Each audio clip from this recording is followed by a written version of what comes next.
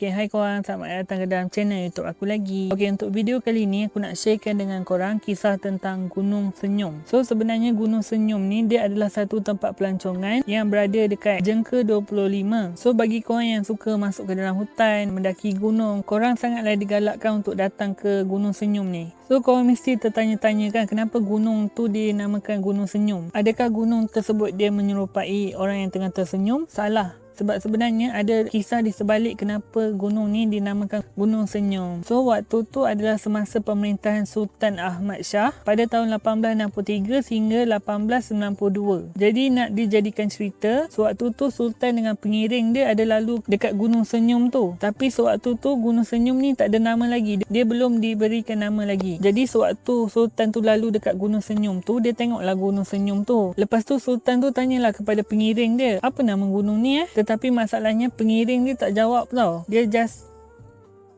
Pengiring dia tak jawab, dia just tersenyum je. Jadi disebabkan peristiwa inilah gunung tu dinamakan Gunung Senyum. Sebabkan pengiring dia asyik tersenyum. Jadi apa yang menariknya tentang Gunung Senyum ni kan? Okey, kalau korang nak tahu, terdapat 18 jenis gua yang berada dekat Gunung Senyum ni. Tetapi hanya 7 ataupun 8 saja gua yang terkenal dekat situ, yang orang akan masuk ke gua tu apabila diorang pergi ke Gunung Senyum. Tetapi untuk video kali ni aku akan tandakan satu kisah mitos mengenai Gunung Senyum dan 4 jenis gua yang terlibat dengan kisah Gunung Senyum ni lah. Kisah mitos Gunung Senyum ni dia menceritakan tentang seorang pemuda yang bernama Tok Long. Ada yang mengatakan Tok Long ni dia pernah berkahwin dengan Puteri Bunian. Untuk kahwin dengan Tok Long ni, Puteri Bunian ni dia kena tunaikan 3 syarat wajib untuk berkahwin dengan Tok Long ni lah. Jadi syarat yang pertama, Puteri Bunian ni dia kena bersiram di Gua Kolom 7. Gua Kolom 7 ni merupakan gua yang pertama dekat Gunung Senyum tu lah. So dekat Gua Kolom 7 ni kau boleh nampak ada 7 tingkat kolam yang sangat cantik. Tetapi sekarang ni aku tak pasti sama ada dia ada air ke tidak. So syarat yang kedua pula adalah dia kena mengeringkan diri dekat gua angin. So bila korang masuk ke gua angin tu, korang akan rasa nyaman, sangat sejuk sebab ada angin sepoi-sepoi masuk. Jadi syarat yang ketiga pula adalah Puteri Bunian tu dia kena bermandikan cahaya dekat gua terang bulan. So dalam gua terang bulan ni korang akan rasa gelap tau. Mula-mula tu korang akan melalui jalan gua tu lah yang gelap je. Dan akhirnya korang akan nampak ada satu cahaya dekat belah atas. So cahaya tu macam berbentuk cahaya bulan. Kita gelap, lepas tu tiba-tiba nampak cahaya bulan. Memang cantik gila lah. So selepas Puteri Bunian ni dia berjaya menunaikan ketiga-tiga syarat dan mereka pun berkahwin dan bersama-sama lah. Tetapi tiba-tiba Tok Long ni dia rasa rindu dengan keluarga dia yang dekat sana. Jadi dia nak balik kejap lah, dia nak tengok keluarga dia. Jadi Puteri Bunian pun kata boleh, tapi dengan syarat sebulan je. Lepas tu dia kena balik dekat Puteri Bunian. Tetapi Tok Long tu dia macam mungkin janji sebab dia tak balik dalam sebulan. And then bila Tok Long ni balik je ke pangkuan isteri dia, tengok-tengok isteri dia dah tak ada. Tok Long ni berasa sangat-sangat sedih dan dia meninggal di dalam gua makam Tok Long. Gua makam Tok Long tu adalah gua yang keempat.